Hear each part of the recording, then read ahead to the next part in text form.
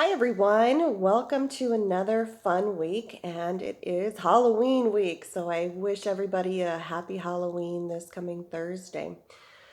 This week we are on chapter 11, which is about managing office properties, and a little different from residential properties. And next week, you guessed it, we'll be moving on to managing retail properties. So every week we'll be discussing a new chapter that discusses how to manage different types of properties as a property manager we may encounter.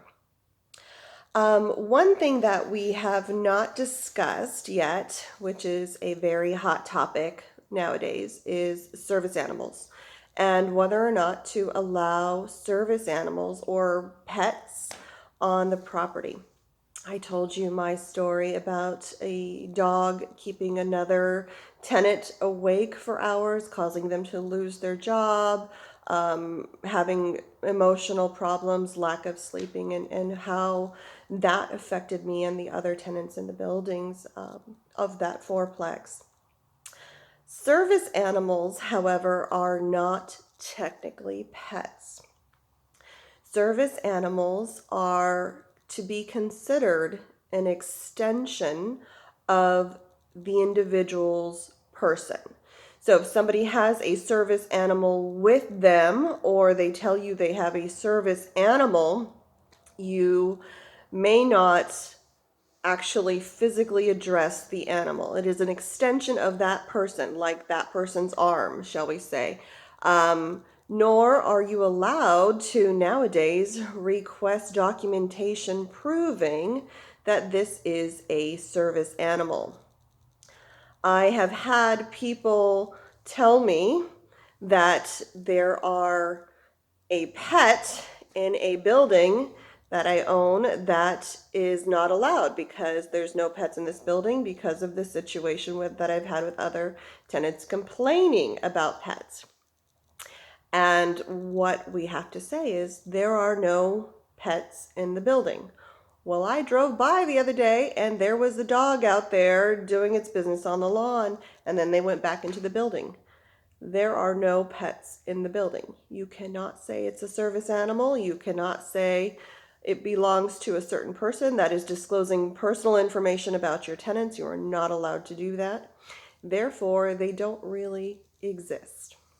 It's a very hot topic, and it is continuing to develop in state legislation annually. I was at Ralph's the other day, and there was a sign out there that said, "Service animals welcome. All other pets have to stay outside of the grocery store," which is unique because I've seen pets in shopping carts before. However, it did allow service animals. So that is one way that a grocery store is, I guess, avoiding the pets in the grocery carts, as they're saying service animals are allowed.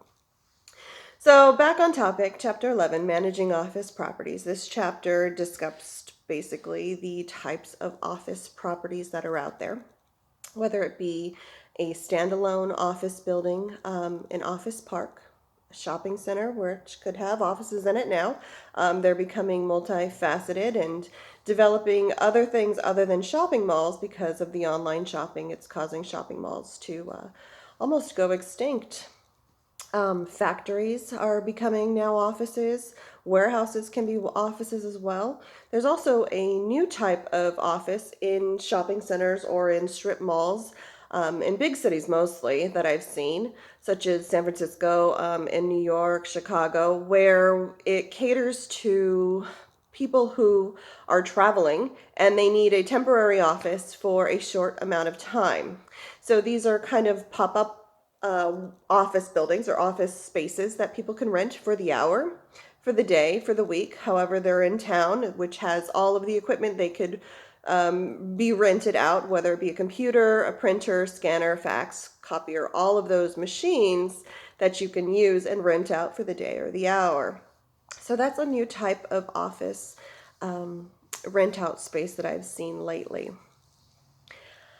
There's been some concern that offices are going extinct with the telecommuting that people can do now, with the availability to work from home to work from basically anywhere with the internet, and with computers and having video conferences, that there's no real need for a physical office space anymore. So there's a lot of concern that offices will be declining, as well as the possibility for rental space, and those offices that are out there being converted to other uses. So it's a hot topic as well right now. This chapter also went over the management planning, like we had discussed before. Same as a normal management plan for an office, you should always have a plan intact where you have looked at the regional, you've looked at the neighborhood, you've looked at the market, and you've looked at alternatives for this particular property in order to develop your management plan. Same with any type of property, you should have a plan in place. So it's a guidelines for you to follow as far as what you're going to be doing on what timeline. They also discussed BOMA. And what is BOMA? Well, that is the Building and Owners Managers Association. It's kind of an association of tradesmen who, BOMA not only is a organization that you can become a member of, it also helps define what types of property are managed by property owners. They were very instrumental in determining new forms for property managers for office properties. They were instrumental in classifying types of businesses as well, whether it be an A, B, C, or even D type of building. A being the most superior, sought after, high rise that is in really excellent condition, B being average condition, C being a little below market, and D being really needing a gut. It's in poor condition, hasn't been maintained for years. And the reason that they do that is so you can determine what your fair market rent would be for a particular office building. On page 319 of your book, you will see there's a great adjustment grid, which I love as an appraiser, to determine what market rent should be for a specific building. It's looking at other comparable properties and making adjustments accordingly on an individual basis for each of the items you need to add or subtract value for having a surplus or a deficiency compared to the subject property. So on the far left-hand side, you'll have your subject property, and then you'll have your comps A, B, and C, all of those comps needing adjustments to become more like the subject. If you make adjustments accordingly, whether it be to square footage, number of bathrooms, total habitable area, if it's residential, if it is total rentable area for office property, parking spaces, additional amenities, you would make those adjustments and then determine your fair market rent. This chapter also went through the leasing of office properties and what a pass-through charge is, and it's basically an expense that are passed on to the tenants. And it depends on the type of lease that you have with your tenants and what those tenants plan to do. As you know, with residential versus commercial, there are different types of applications and different questions you should be asking your potential tenants when they would be moving into an office type property. You know, what type of use it is, how many employees they have, how long they've been at their current location, when they plan on moving, what's their parking requirements, do they have income and expense reports, can we look at prior tax returns, what it is that they do in order to determine how much space is needed. Then you would need to negotiate that into your lease. And a lot of times with commercial or with office or retail, there's going to be a lot of back and forth with the lease. They're going to have their lawyers, their team look at it. You're going to have your team look at it and make adjustments accordingly. And it's a big negotiation, just like a purchase agreement with any type of property. You're going back and forth and making adjustments to the lease. That doesn't normally happen with the residential property. There may be a few adjustments, but it definitely happens with office, retail, and commercial properties. You would determine if there's an escalation charge, meaning that After a certain amount of time, the rent would be increased to this much. And then after that period of time elapsed, the next increase would be to this much, and so on and so forth. That would be the escalation charge. A lot of office properties would like to change the building itself or modify it according to their needs of their specific company, and those would be called tenant improvements.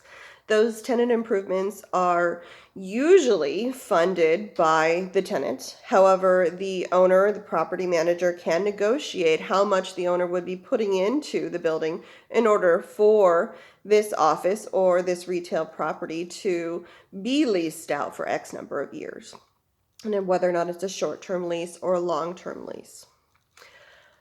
In that lease, you would also need to determine what type of utilities they're going to be paying. Is there any special needs of this particular tenant compared to anybody else? If they are going to be using an exorbitant amount of water, you definitely don't want to be paying all of that water bill, because you know that what they do has a requirement for a special need of excess use of water. Who's going to be paying for the maintenance and the security of that property, and how they're going to be reporting their operations to you. So it was a great chapter on office management, and I will look forward to your answers on the essay questions and your quiz. I hope to see you all soon, either in class on Mondays from 6:30 to 7:30, or if you stop by on campus and see me in the halls, make sure and say hi. Talk to you soon. Bye-bye.